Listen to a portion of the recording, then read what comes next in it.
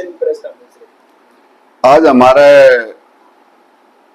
हमारे बहुत ही प्रसिद्ध समाज सेवी ज्योतिबा फूले जी पे जो मूवी बनी है फूले, उस विषय में ये प्रेस कॉन्फ्रेंस रखी गई है।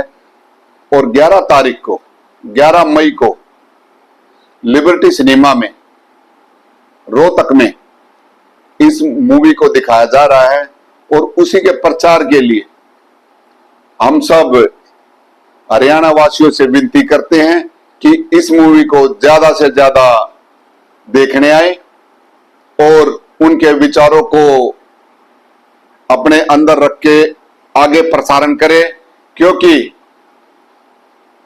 ज्योतिबा फूले जी ने हर वर्ग की, खासकर पिछड़े वर्ग की और दलित वर्ग की लड़ाई के लिए अपना पूरा जीवन न्यौछावर कर दिया। हम उनको सत सत नमन करते हैं। और दोबारा जो ये मूवी रिलीज हुई है, क्योंकि अप्रैल का जो महीना हमारे महापुरुषों की जयंती का है, उसमें महाराज अशोक सम्राट की, हमारे ज्योतिबा फूले जी की और अंबेडकर जी की और बहुत से की जयंती अप्रैल माह में थे। और इसी अप्रैल के महीने में ये मूवी रिलीज हुई है। जी, जय ज्योति जय क्रांति। मैं सुरेंद्र पांचाल। साथियों, 11 अप्रैल को जो महात्मा ज्योतिबा फूले जी के जीवन पर जो फिल्म बनी थी, जो कुछ लोगों द्वारा विरोध था, जो कि 25 अप्रैल को रिलीज हुई, लेकिन अभी तक रोहतक में नहीं लगी थी, जो कि अब 11 मई को रोहतक में आ रही है। पहला शो सुबह 12 बजे Liberty Cinema, Civil Road, Rohtak में शुरुआत होगी। मेरा आप सबसे निवेदन है कि ज्यादा से ज्यादा संख्या में लिबर्टी सिनेमा में पहुंचकर इस फिल्म को देखें। और बहुत बड़े स्तर पर जब कश्मीर फाइल और केरला स्टोरी आई थी, तो सरकार द्वारा अपील की जा रही थी कि जाओ और देखो। लेकिन जो सच में राष्ट्रपिता की जो स्टोरी जीवन परिचय पर है, जो सच्चे राष्ट्रपिता इस देश में हुए, उनके ऊपर जो फिल्म आई उसके ऊपर किसी ने ध्यान नहीं दिया, उल्टा उसको रोकने का प्रयास किया। मेरा बहुजन समाज के लोगों से और खासकर बैकवर्ड समाज के लोगों से निवेदन है कि आप लोग अपने घरों से निकलें और अपने महापुरुष की जीवन यात्रा को देखें कि किस तरह से उनका संघर्ष था और उन लोगों के संघर्ष के कारण आज हम इस मुकाम तक पहुंच पाए हैं।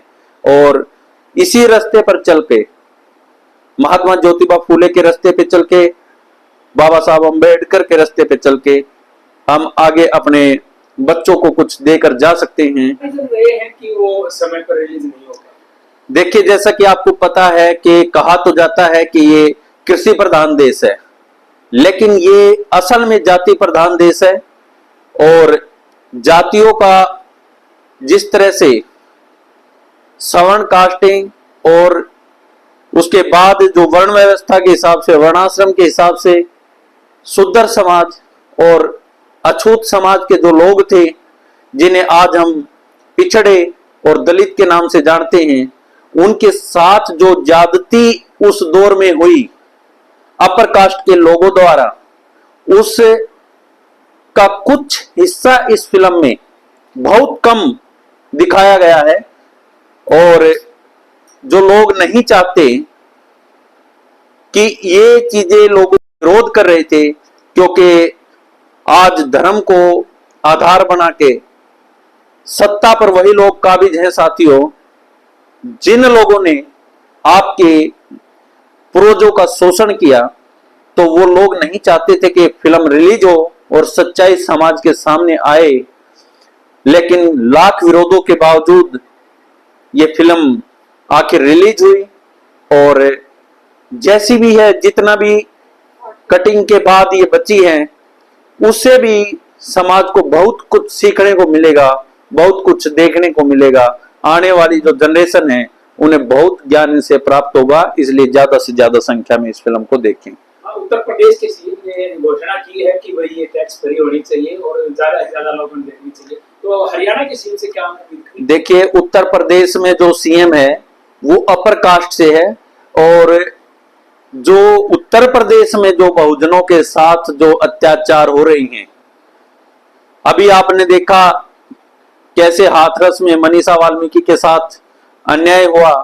उसके बाद कानपुर देहात में जो हमारे बैकवर्ड समाज के लोग, और खासकर मैं अपने विश्वकर्मा वंशियों को कहना चाहता हूं जो कि बौद्ध धर्म के वो बने रहते हैं, उनके 7 आदमियों को ब्राह्मणों द्वारा मार दिया गया, और लेकिन ना कोई बुलडोजर आया, ना कोई बाबा आया, ना उन्हें न्याय मिला। और इसी तरह यादव परिवार के साथ जो हुआ वो भी आप लोगों ने देखा। तो इनके खाने के दांत कुछ और है और दिखाने के कुछ और हैं। ये लोग कहाँ जो है ना टैक्स फ्री करेंगे और लोगों तक सच्चाई पहुंचाएंगे। और रही बात हरियाणा के सीएम की, हरियाणा का सीएम वैसे तो पिछड़ी जाति से है, माली जाति से है, खुद महात्मा ज्योतिबा फुले की जाति से है, लेकिन उन को यही नहीं पता कि आप हरियाणा में सीएम क्यों हैं। आपने ये प्रश्न किया, इसमें लंबा तो बहुत है। जैसे कि उत्तर प्रदेश में जब चुनाव होता है केशव प्रसाद मौर्य के फेस पर, तो मुख्यमंत्री योगी आदित्यनाथ को बनाया जाता है, लेकिन हरियाणा में जब चुनाव होता है तो नायब सैनी को मुख्यमंत्री बनाया जाता है, क्योंकि हरियाणा में बैकवर्ड की मूवमेंट थी, दलितों पिछड़ों की मूवमेंट थी, जिसके सामने आरएसएस और बीजेपी नतमस्तक थी। वो नहीं बदल सकती थी चेहरा, लेकिन उत्तर प्रदेश में कोई मूवमेंट ना होने के कारण एक फोर्थ क्लास के व्यक्ति को सीएम बनाया गया। लेकिन फिर भी हमारे भाई नायब सैनी जी इस बात को नहीं समझ पा रहे, ये उनकी नादानी है, और इससे ज्यादा मैं क्या कहूं। और जो समाज है उनका, उन्हें कम से कम इस फूले मूवी के समर्थन में आना चाहिए और सबसे आगे आके उन्हें खड़ा होना चाहिए कि ये हमारे महापुरुष की मूवी है, महापुरुष की फिल्म है, उनकी जीवन परिचय को दिखाती है, तो उन्हें सबसे आगे की लाइन में आके खड़ा होना चाहिए। धन्यवाद जी। जय फूले, जय भीम, जय संविधान। साथियों, यहाँ लिबर्टी सिनेमा में महात्मा ज्योतिबा फुले का प्रदर्शन आने वाले रविवार में यानी कि 11 मई को 12 बजे से शुरू हो रहा है। हम आप सबसे निवेदन करते हैं कि अपने इस महापुरुष की इस फिल्म को जरूर देखें, और केवल आप न देखें बल्कि अपने बच्चों और अपने परिवार की महिलाओं को जरूर दिखाएं। क्योंकि अगर संघर्ष देखा जाए तो महात्मा ज्योतिबा फुले, सावित्रीबाई फुले और माता फातिमा शेख, इनका सबसे बड़ा जो योगदान है वह इस समाज के महिलाओं के लिए है। और महिलाएं इस देश की किसी जाति विशेष की नहीं है, वो केवल महिलाएं, और उन सब के लिए उन्होंने काम किया। मैं तो बल्कि अपील करता हूं इस देश की महिलाओं से कि वो पीछे क्यों हैं। उनको तो अभी तक आगे आके पूरा का पूरे इस आंदोलन का, इस संघर्ष का अगुवा होना चाहिए था, और इस फिल्म को हर घर घर में, हर परिवार के हर व्यक्ति को देखना चाहिए था। तो साथियों, हम सबसे फिर निवेदन करते हैं, 11 मई को रोहतक के लिबर्टी सिनेमा में फुले मूवी प्रदर्शित हो रही है। आप सब अपने बच्चों और परिवार के साथ अधिक से अधिक संख्या में आकर इस मूवी को देखें। शुक्रिया। एक तो फिल्म लेट रिलीज हुई और दूसरी रोहतक में लेट क्यों आ रही है, उसका क्या रीजन है? सर, 11 अप्रैल को इस मूवी को ज्योतिबा फुले जी की जयंती पर रिलीज होना था, तो कुछ संगठनों को उसके कुछ दृश्यों पर आपत्ति थी, और इसी को लेकर वे इसके जो अपना जो बोर्ड है जो इनको प्रदर्शित करता है, मूवी को जो प्रमाण देता है, उसमें गए और बोर्ड ने कुछ आपत्तियां उठाई। डायरेक्टर ने उनकी आपत्तियों को स्वीकार कर वो छोटी छोटी चीजें हटा दी हैं। अब वो मूवी पूरी तरह से रिलीज होगी है जैसा बोर्ड चाहता था वैसी। मेरा सवाल यह कि रोहतक में लेट क्यों आ रही है? जो 25 को रिलीज हो चुकी है, तो रोहतक में आप बता रहे हैं कि 11। इसमें मैं सिर्फ ये समझता हूँ, या तो रोहतक के जो सिनेमाघर थे वो इससे परिचित नहीं थे, या उनको कहीं न कहीं ये डर था कि अगर ये मूवी यहाँ आई तो किसी प्रकार का झगड़ा या इसको दर्शक न मिले। जब हमने उनसे बात की तो उन्होंने यही शंका हमारे सामने व्यक्त की, तब उनको हमने विश्वास दिलाया कि आप चिंता मत कीजिए कि पूरी जनता इस मूवी को देखना चाहती है। बहुत सारे लोगों से हमने बात की, लगभग 300 लोगों से हमने बात की है इस मूवी के बारे में। सब चाहते थे कि ये मूवी प्रदर्शित हो और हम देखें, तो हमारी इस बात को उन्होंने माना, और ये जो लिबर्टी सिनेमा है रोहतक का, ये इस मूवी को दिखाने के लिए तैयार है, और बड़े अच्छे से मूवी प्रदर्शित होगी। पूरा उसका सिनेमा हॉल एक प्रकार से इस मूवी के लिए बुक होगा। आप सभी आइए और देखिए उस मूवी को, अपने महापुरुष के बारे में जानिए। Thank you sir.